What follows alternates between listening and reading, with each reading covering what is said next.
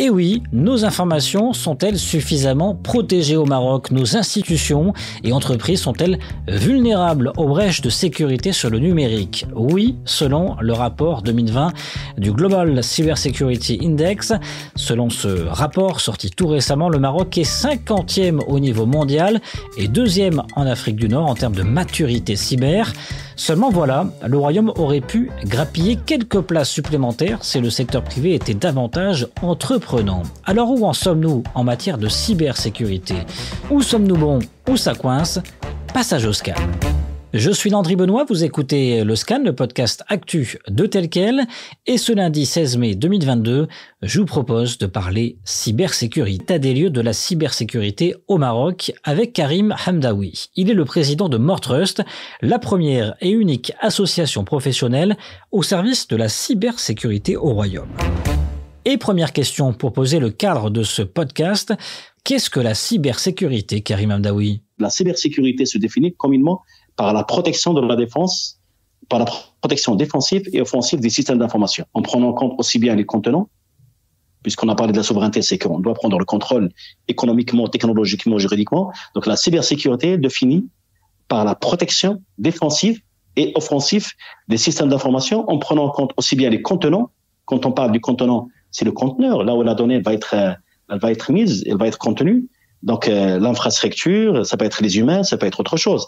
Et la donnée, qui est le contenu.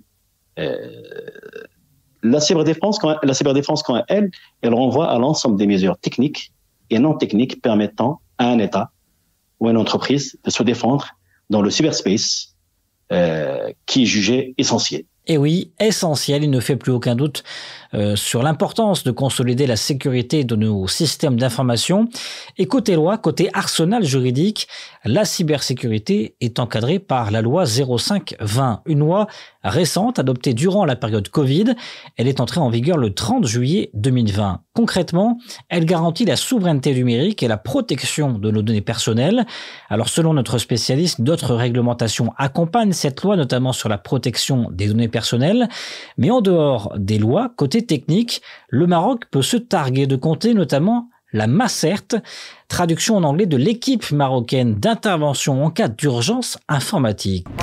L'arsenal juridique et l'expertise technique sont donc deux points forts de la cybersécurité au niveau national. Mais alors, quel point faible? D'abord, pour Karim Hamdaoui, plusieurs défis restent à relever. On a quelques points faibles au niveau technique, c'est les mécanismes de signalement de la protection de l'enfant, par exemple, où on doit faire des efforts. On est bon pour les coopérations internationales, public-privé. Au Maroc, on est en train de qualifier et agréer des auditeurs, par exemple, qui vont aller auditer tout ce qui est sensible, des prestataires qui vont pouvoir détecter les attaques et les menaces.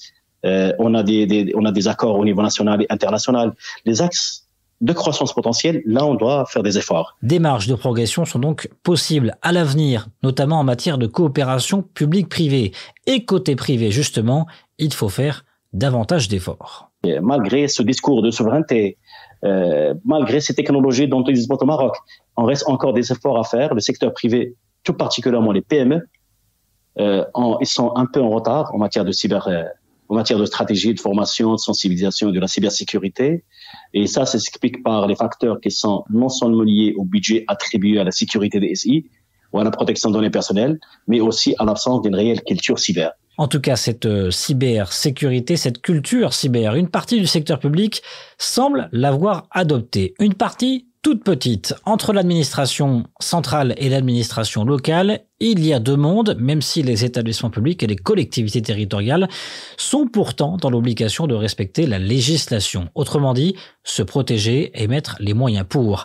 Dans le cas contraire, tout établissement public risque de tomber sous le coup de la loi et payer des amendes allant de 200 000 à 400 000 dirhams, ainsi que des procédures pénales.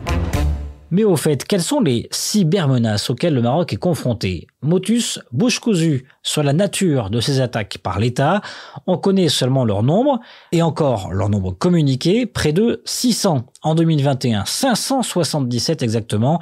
Parmi elles, on sait qu'il y a des tentatives de modification, d'effacement ou de vol d'informations sensibles. Le Maroc dispose donc pour cela, pour se protéger de sa Macert, l'équipe marocaine d'intervention en cas d'urgence informatique. Mais est-il doté d'une armée cyber? Eh bien, si celle-ci existe, elle n'est publiquement pas communiquée. En revanche, l'article 36 de la loi 0520 fait allusion à cette armée chargée de la cybersécurité sans pour autant employer cette dénomination. La loi évoque d'ailleurs un comité de gestion des crises et événements cybernétiques majeurs.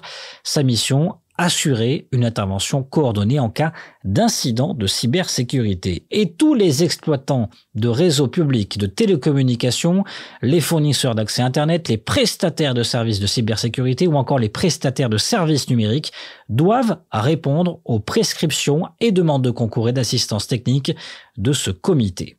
Quant à l'équipement dont dispose cette armée, le président de Mortrust invoque la loi 1020.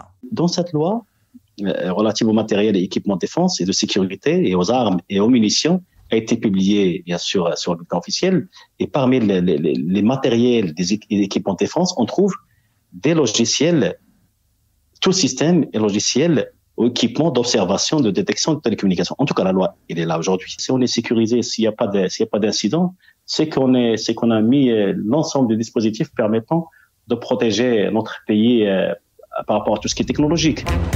Alors le Maroc, bon ou mauvais élève en matière de cybersécurité? Selon le rapport 2020 du Global Cybersecurity Index, le Maroc est parmi les bons élèves en Afrique. Il occupe la 5e place sur le continent africain, derrière l'île Maurice, la Tanzanie, le Ghana et la Tunisie. Mais malgré ce positionnement avantageux, il reste tant à faire.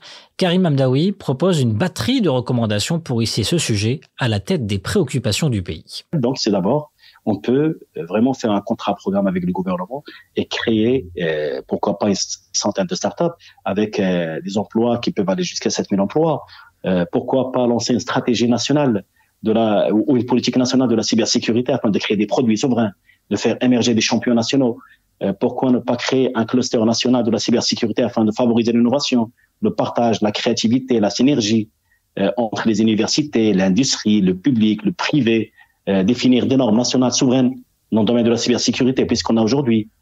Pourquoi ne pas créer un label cybersécurité Made in Morocco afin de qualifier, homologuer nos produits sur le marché et les exporter à l'international? On a une région où on peut vraiment bien collaborer en matière de cybersécurité, c'est notre continent africain. Et vous, pensez-vous que nous sommes suffisamment protégés contre les cyberattaques? Le Maroc pourrait-il prochainement occuper la première place en Afrique? Faites-le nous savoir en partageant ce podcast Le Scan sur vos réseaux sociaux. Le Scan, c'est fini pour aujourd'hui. Réalisation Adam Al-Arshawi, écriture et interview avec Abdelmourit Aboumejd. N'hésitez pas à partager Le Scan sur vos réseaux sociaux et surtout, aidez-nous, commentez et notez le podcast 5 étoiles sur l'application Apple Podcast.